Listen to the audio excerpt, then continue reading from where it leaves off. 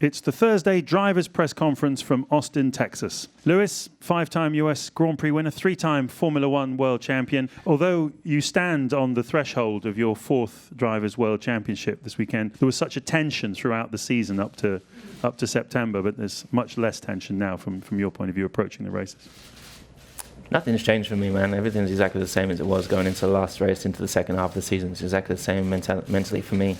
So maybe it's changed from your perspective, but for me it hasn't. Turning to Brendan Hartley, 2017 Le Mans 24-hour winner, of course. Welcome to your Grand Prix debut. Tell us, who called who? What part did Porsche play in it all, and where's it all leading? Good questions. Actually, when it was announced Porsche would stop endurance racing in the LMP1 for next year, I called Helmut Marko. I said, look, I'm a different driver than 10 years ago, and I've learned a lot, and if there's ever an opportunity, I'm ready. He didn't say much. He just said he got the message, and 3 months later, he made the call, and this happened very quickly. I didn't know about it much sooner than the press did, so it's been quite a whirlwind of a couple of weeks. When you said you're a different driver from 10 years ago, what was wrong with you as a driver 10 years ago, and how have you changed? I'm a lot stronger than I was back then, basically.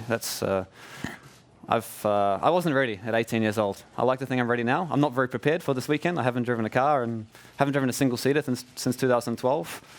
But I like to think the Porsche LMP1 has hopefully prepared me well. Excellent. Thank you very much for that. And Carlos, splendid in yellow. You've made your move to Renault this weekend. Why? Why is it important to do 4 races at the end of this season to get your head around the new team ahead of next year? What ways will you benefit from this?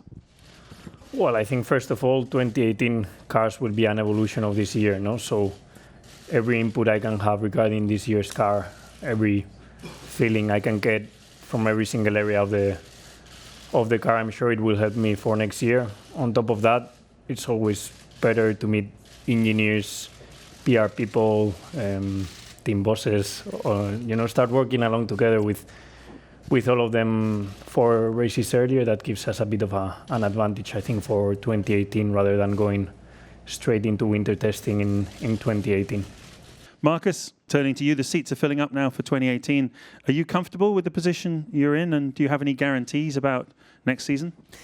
I think in Formula One, when you don't have a contract signed, you can never be comfortable. So it's important for me to push hard now the last few races to show that I should be on the grid for next year. Lewis, how would it feel to take this win, this championship, this 4th World Championship here in the United States again for the 2nd time in front of many children who look up to you or inspired by you, by your story, and would love to see you win here? Honestly, I think the talk of the championship win this weekend, I think, is silly, really. I mean, you can't expect them to have a difficult weekend again. They're going to be quick. They've got an opportunity to win the championship. As long as it's done in the next 4 races, that's my focus. I honestly couldn't care less if it was here or the last race. As long as it's done, winning here is the most important thing for me, particularly in the heat of, in the midst of all that's going on in the country. I think that is a priority for me. You know what I'm talking about. Thank you very much, gentlemen. Good luck in the rest of this US Grand Prix weekend. Coming up in part 2 of the press conference will be Fernando Alonso of McLaren, Romain Grosjean from Haas, Nico Hülkenberg of Renault, and Kevin Magnussen of Haas. Let's start with Fernando Alonso, 2-time Formula One world champion, who's just announced a new deal with McLaren that I think will take you to 17 seasons in Formula One. Tell us your feelings and also what remains for you to achieve here.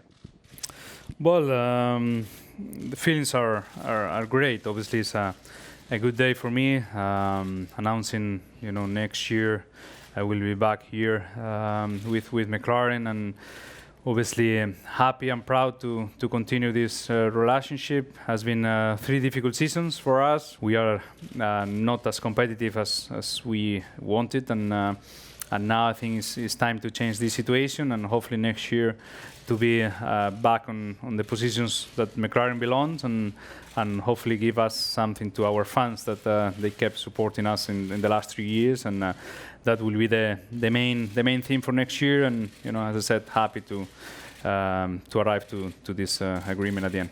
Moving on to Romain Grosjean then, on home soil, kind of, with Haas, off the back of a double points finish in Japan that moved you up in the Constructors' Championship as well. What's the mood like in the team at the moment going into this weekend? Yeah, mood is pretty good. It has been since the first day, to be fair, even through the highs and lows. And I think, yeah, it was really good to have the ballpoint finish in Japan. Japan and Monaco, which are two very difficult tracks.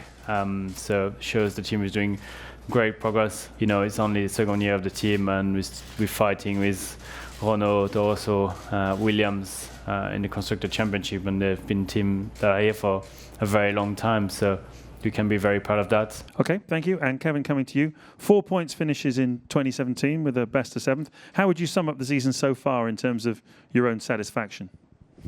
I think it's been an up and down season with a lot of potential and perhaps also some missed potential in at times this year. But still had some good races, and when we're quick, we're very quick and competitive. But our lows have perhaps been a bit too low.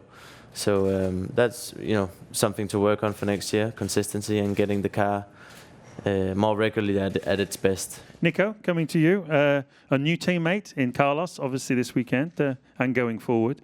Do you expect him to give you a hard time this weekend in Austin, or indeed in the last 4 races, or is that more likely to come next season? No, definitely a harder time probably than so far this year. Obviously, he's got a few challenges on his plate.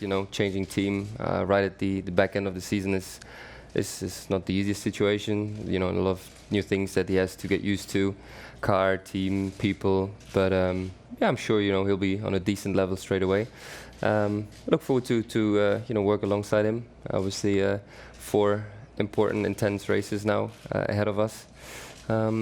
So yeah, we need to focus and do a good job.